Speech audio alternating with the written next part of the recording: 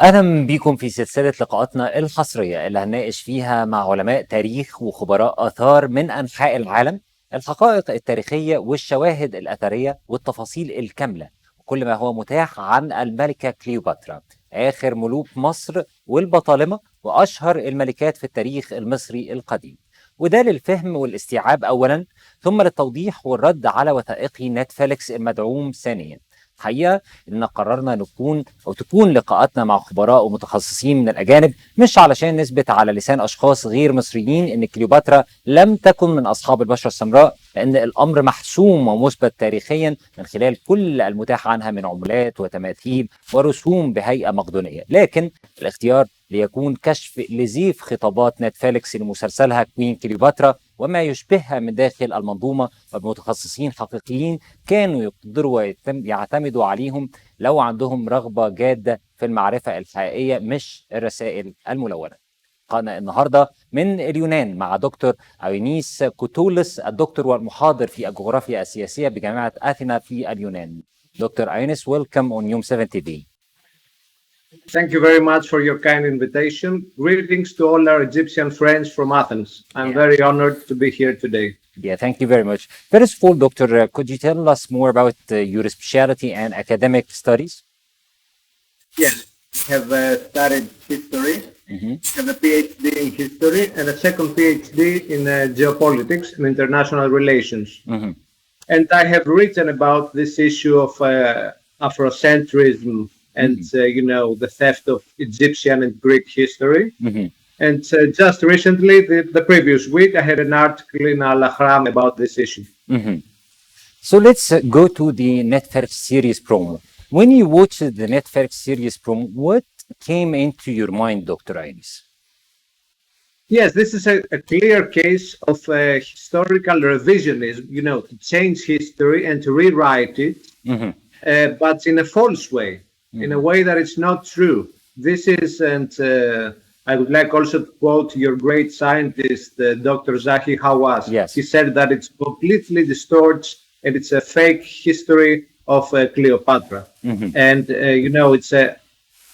this does not present history in the real sense. And it is the same like theft of Egyptian and Greek history. Yeah. Because this is our common history, Queen Cleopatra and this combination of ancient Egyptian and ancient Greek culture. Yeah. So it was, it's sad to see that major TV networks, major film networks like Netflix, with millions of viewers around the world, present such historical distorted facts. Yeah. And the problem is that they present it as a docudrama, not as a work of fiction.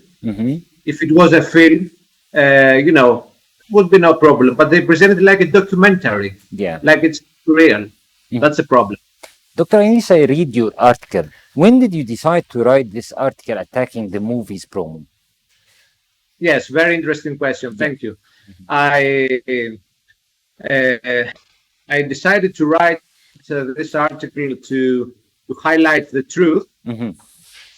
Because, I saw all this great discussion that was made in Egypt and in Greece, and people were very furious. I saw that in Egypt, a lot of people were very angry about this theft of history.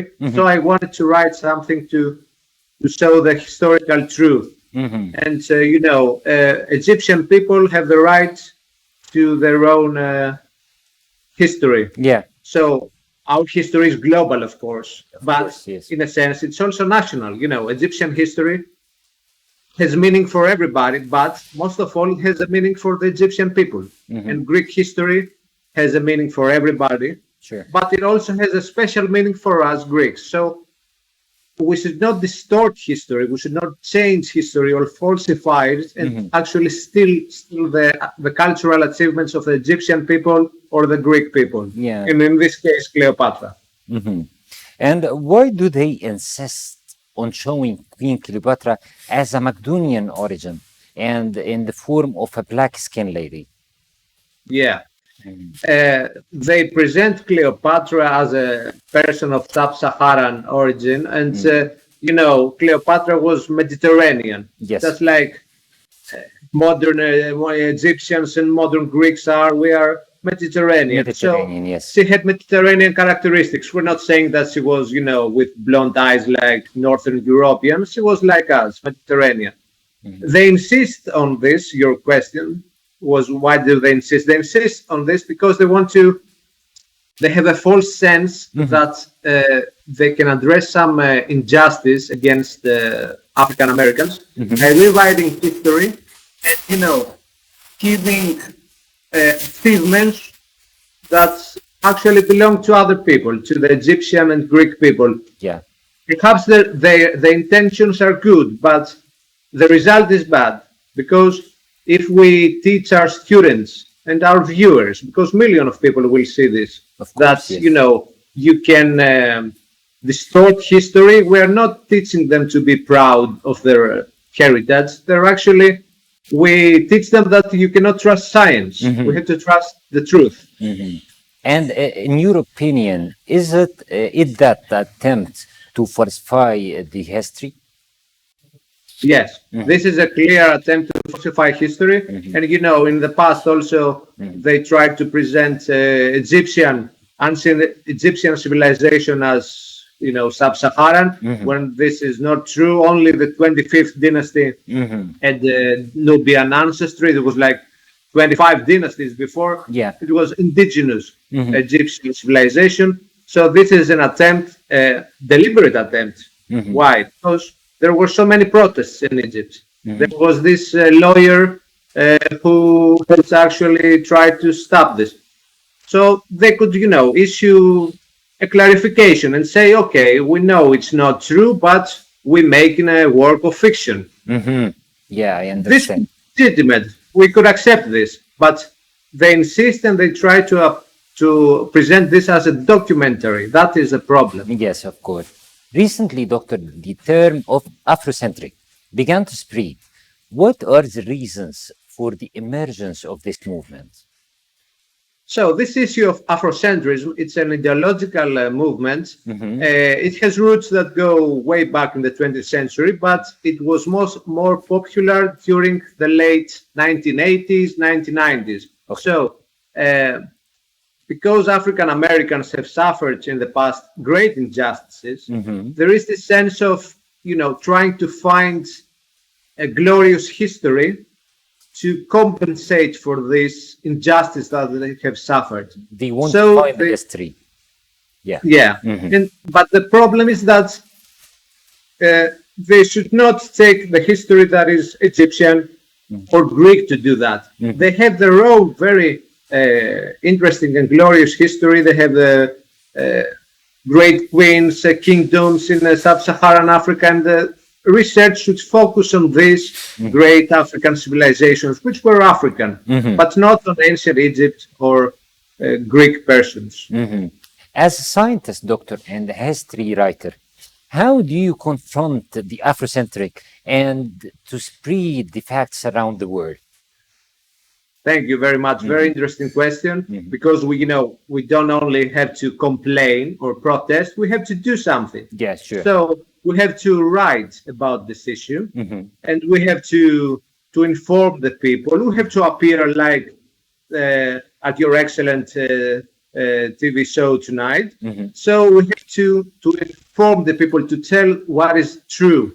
So we should write articles, we should appear on TV, we should spread knowledge, and we should embrace the protests of the people. All these complaints that Egyptian citizens have made, we should hear them. And it was very positive that your ministry, Ministry of Culture, Egyptian Ministry of Culture, issued a very detailed announcement with coins and statues showing Cleopatra. This was a very good move. Why Western movies present Queen Cleopatra in this picture at all their movies as a black-skinned lady, not just Netflix? So there is this Hollywood perception that you have to present history in a positive manner for minorities in the US. but this leads to distortions. This leads to historical fallacies and problems. So they try to make people feel better, but they try to do this by changing the past. You cannot change the past. The past is done. The past is one thing. It's history now. Yes, it's written. So we should look into the future. So you cannot, change the past. Cleopatra was a Greek Macedonian queen. She was the queen of Egypt, Egyptian kingdom. She was not sub-Saharan. You cannot change that. You should look into the future. So they try to change also the past, and this is very dangerous, because if you change the past, you steal the historical legacy of a people, the Egyptian and the Greek people. Finally, Dr. Ioannis, at your movies in Greece, how do you see Queen Cleopatra? We see Cleopatra as a great and very dynamic queen and woman who is a, model for, she can be a model for modern women. We see her as a great independent queen who tried to keep the independence of her kingdom, against the Romans. She tried. She was the last queen of Egypt, and she tried with various manners to preserve the independence of Egypt as an independent state, and we should honor her. She was a great queen. She knew a lot of languages. She knew, she was very educated. She was a very dynamic woman, and this should be the lesson, not to try to change her true history. We should respect her memory. She was a living person, after all. She lived, she loved, and she was a very interesting and dynamic character. Yeah, of course. Dr. Ioannis Kotoulas, thank you for your information. Thank you very much. It was an honor. For your time, and thank you very much. Thank you very much. Bye. ده كان لقائنا مع الدكتور ايونيس كوتولس، المحاضر والدكتور في الجغرافيا السياسية بجامعة أثينا في اليونان. نشكركم شكرا جزيلا على المتابعة، وانتظرونا في المزيد من هذه اللقاءات في الشهادات على ما يحدث في الملكة كليوباترا ونتفليكس. فيلم الملكة كليوباترا على نتفليكس من تلفزيون اليوم السابع. شكرا جزيلا على المتابعة، وإلى اللقاء.